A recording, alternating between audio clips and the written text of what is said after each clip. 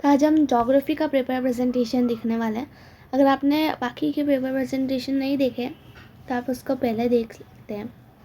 कैसे मैंने ज्योग्राफी में 39 आउट ऑफ 40 लाए थे, वो मैं आज वीडियो में बताऊँगी स्टेप बाय स्टेप। जरा भी स्किप मत कीजिएगा वरना आपको पता नहीं चलेगा।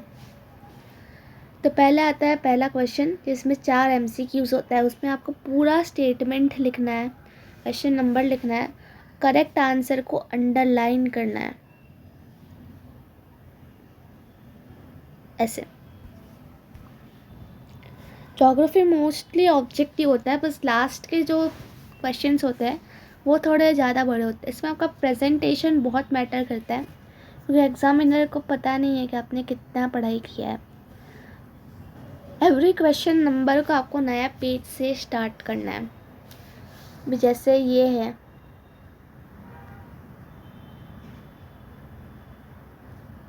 नेम द फॉलोइंग, तो मैंने पूरा स्टेटमेंट करके उसका आंसर दिया। जैसे गोवा है, ये है AEB है, ब्राज़ीलियन एजेंसी ऑफ स्पेस। से रहा नेम द फॉलोइंग। उसके बाद आता है आंसर इन 1 सेंटेंस। उसमें आपको डायरेक्ट आंसर लिखना है, जैसे मैंने लिखा है। और आपको एवरी क्वेश्चन नया पेज से स्टार्ट करना, और पहले क्वेश्चन पढ़ना है ध्यान से और उसका आंसर देना है, जैसे मैंने दिया है। उसका 4th क्वेश्चन आता है, आपको दोनों बाजू मार्जिन्स ड्रॉ करनी है। उसके बाद मैप मार्किंग आता है। मैं आपको दिखाती हूँ मैप कैसे मार्क करना है आपको, ऐसे एग्जैक्टली आपके पेपर में। जैसे सपोज इंडिया का मैप आया है, तो आपको क्या करना है, पहले क्वेश्चन नंबर 4 पे लिखना है। आपके बोर्ड के पेपर में दिया होगा लिखने के लिए स्पेस, आपको उधर लिखना है। उसके बाद ये पूरा मैप है, जहाँ जहाँ जैसे जैसे मार्किंग होती है वो करते जाना है। और इंडेक्स ड्रॉ करना है, सबसे ज़्यादा इम्पोर्टेंट। इंडेक्स में सिम्बॉल्स ड्रॉ करना है और उसका क्या डिटेल्स है, और इधर जो क्वेश्चन नंबर दिया उसके अकॉर्डिंग ही ड्रॉ करना है इधर लेफ़्ट साइड में। अगर आपने रॉन्ग मार्किंग की तो भी प्रॉब्लम आता है। ट्राई कीजिए कि आप सब बराबर मार्क कीजिए, जैसे मैंने किया है। और इसके सपोज लेक चिल्का है, तो उसका मार्किंग किया मैंने इधर, क्वेश्चन नंबर लिखा और उसका डिटेल्स। उसके बाद 4th में मैप रीडिंग के ऊपर क्वेश्चन आता है, जिससे वापस वो लोग ने इंडिया दिया है। Regard India Brazil, Brazil India, और दोनों बार ब्राज़ील भी आ सकता है, पर ये केसेस रेयर होते हैं। इसमें भी ट्राई कीजिए कि पाँचों के पाँचों क्वेश्चन से लिखिए। जैसे ये है 4th का B, तो आप ऐसे सब लिख सकते हो।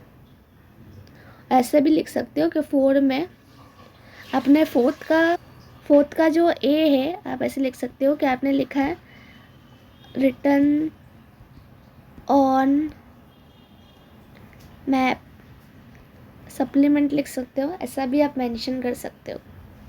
सर 4th का B का आंसर से मोस्टली 1 लाइनर्स होते हैं और बहुत सिंपल होता है, आपको डायरेक्ट मैप में दिख जाते हैं।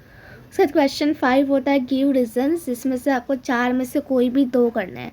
मोस्टली बुक बैक में से ही आते हैं, जिसे ये लिखा है मैंने पूरा। अगर आपको टाइम बचे लास्ट में तो आप इसमें अंडरलाइन भी कर सकते हो, और याद रखें इसको पॉइंट वाइज ही लिखना है आपको पेपर में, जैसे मैंने लिखा है।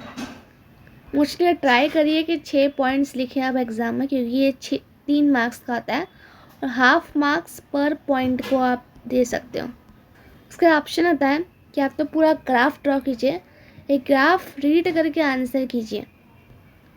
दोनों ऑप्शंस होते हैं आपके पास, तो मोस्टली मैं प्रेफर करूँगी कि दोनों ही करके आइए एग्ज़ाम में, अगर टाइम आपको मिले। क्योंकि पेपर में कभी कभी चांसेस होते हैं कि उसमें आंसर्स रॉन्ग आ जाए, जो इससे वो इक्वल हो जाता है। जैसे ग्राफ का क्वेश्चन है, आपको एक्सिस ड्रॉ करना है, स्केल ड्रॉ करना है, और एक्स एक्सिस, वाई एक्सिस, और इधर जैसे मैंने लिखा है,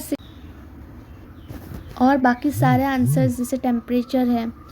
अगर ये सब कुछ बराबर हुआ और ऊपर भी लिखना है ऐसे, कौन सा ग्राफ है, स्केल है, टेम्परेचर, उसके बाद इधर टेम्परेचर है,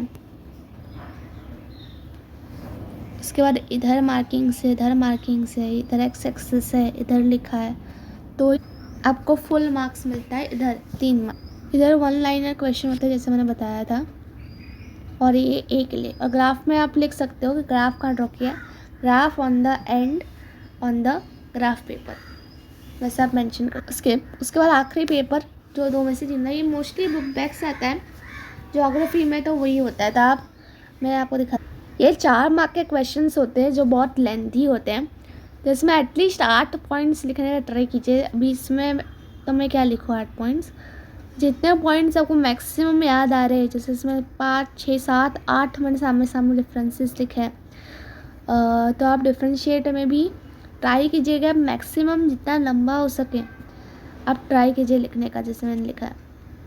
एक्स्ट्रास के लिए मैं क्या कह सकती हूँ ना, कि आप ऐसे डायरेक्ट लास्ट पेज पे मत लिखिए, वही पेपर जो सेकंड हो सपोज या 5th जहाँ से भी हो, उसमें कंटिन्यूएशन की, जैसे मैंने 7th की तीनों एक साथ लिख दी है, ऐसे पीछे के सप्लीमेंट में लिखोगे तो मिस का बहुत प्रॉब्लम होता है चेक करने के लिए। एटलीस्ट वो सेगमेंट है सपोज 7th है तो उसके साथ ही आप लिखना प्रेफर कीजिए पेपर के अंदर, अलग अलग मत लिखिए। इसके साथ आपका पेपर ख़त्म होता है प्रेजेंटेशन ऑफ ज्योग्राफी। अगर आपको कोई और ही चाहिए तो आप मुझे बता सकते हो कमेंट्स में। Thank you.